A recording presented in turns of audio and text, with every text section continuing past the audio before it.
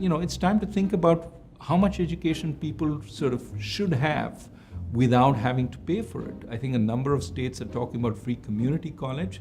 It may be that we are at the point where that is the minimum requirement for anybody to get a good job.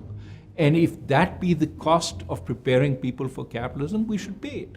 Historically, high school education in the US was free, even when in the late part of the 19th century, it was way above the kind of education that most people got.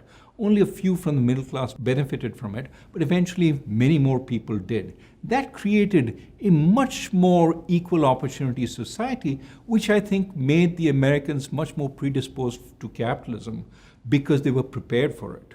So the US doesn't have strong safety nets, doesn't have universal health care, didn't have strong unemployment insurance, but it still was receptive to capitalism because people were much better educated and could take those good jobs which the US was creating.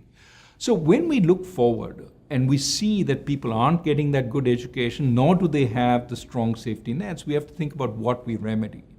And we have to remedy it in a way that doesn't, in a sense, spoil some of the benefits of a market-oriented system, which is more efficiency, more growth.